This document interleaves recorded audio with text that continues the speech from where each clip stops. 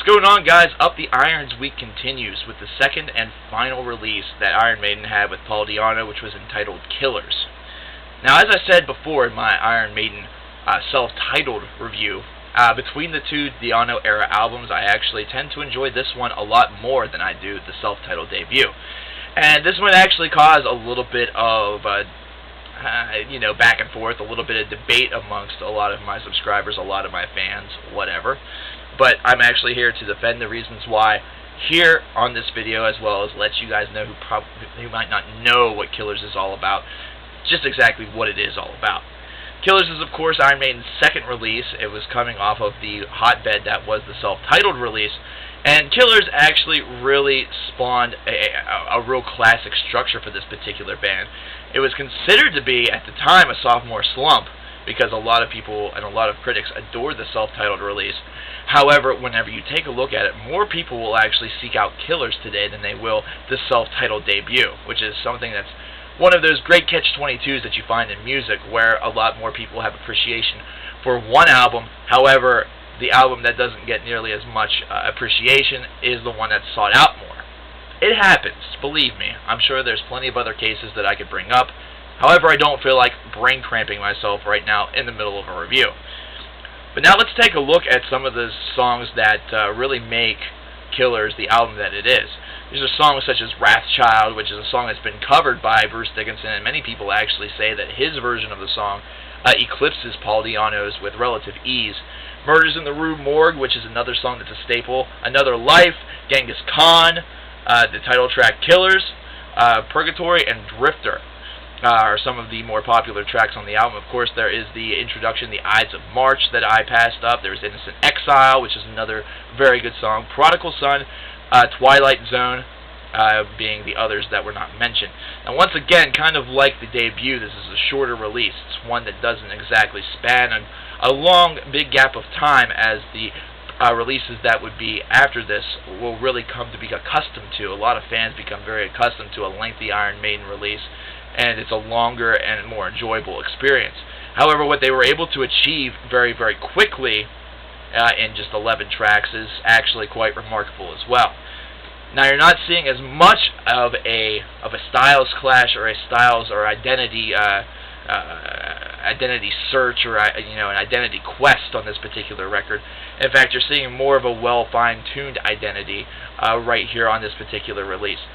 Now, the reason why a lot of people will tend to distance themselves from Killers as far as a positive review better than that of the self-titled is concerned is because what Iron Maiden was able to achieve in 8 tracks, it takes Killers 11 tracks. So a lot of people will maybe make the claim that there is some filler on this particular record, and including The Ides of March, which is just a short introduction. So in reality, you're doing it in 10 tracks as opposed to 8.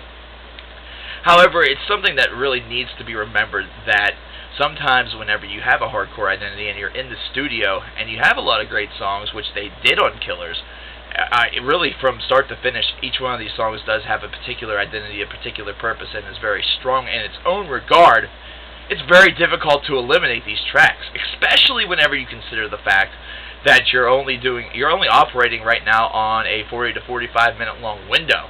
Imagine if this record were to come out today. Imagine how ridiculous that it would probably be.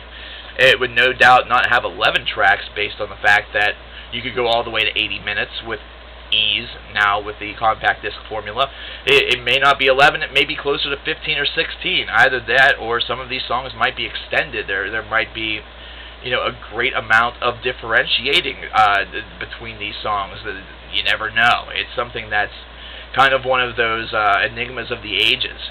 Or they may make the smart decision and just keep it at the slower, the smaller pace of about 40 to 45 minutes.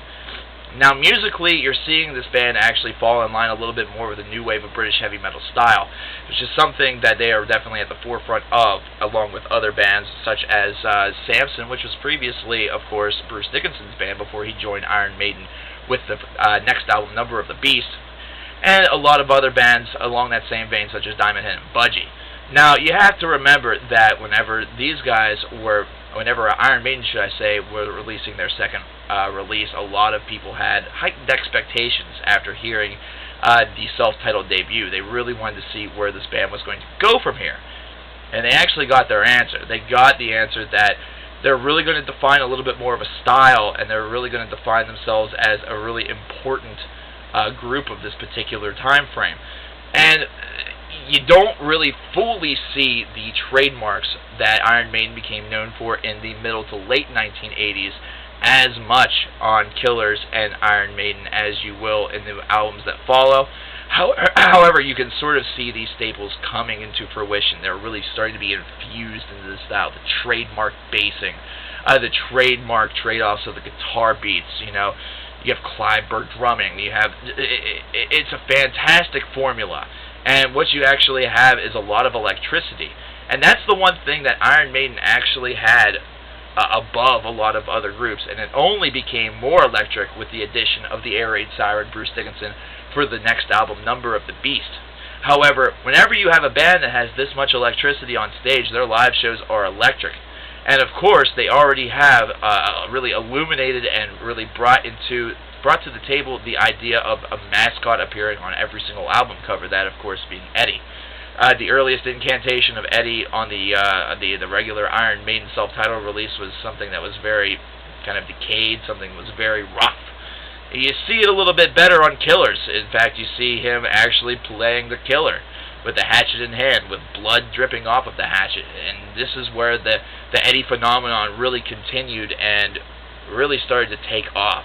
And it's only whenever you would see Number of the Beast, Power Slave, and you would see the different incantations of Eddie to really reflect what exactly the mood of the album cover was, the theme, or whatever, where you really got to see the dynamisty and the importance of Eddie for this particular band, especially whenever you saw Eddie on stage with the band and watching the guitar players dueling with him.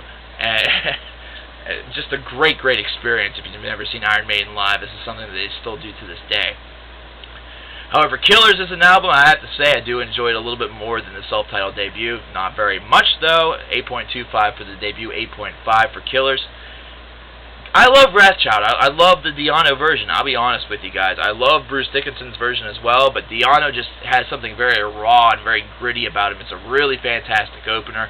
Murders in the Rue Morgue really fits his vocal style perfectly. In fact, this was really the album where his vocal style not only became more defined, but actually more well-received, to be perfectly honest. And really, whenever you think about what he's done since then, this is actually another one of those musical paradoxes that I was speaking about. I will listen to the Di'Anno era Iron Maiden albums all day and night, should I say. However, to actually sit through a Di'Anno solo release, can't do it. But that's all we have to say about Paul Di'Anno. It's now time to move on to Bruce Dickinson. It's now time to move on to the classic era of Iron Maiden. It's now time to move on to 666, the number of the beast.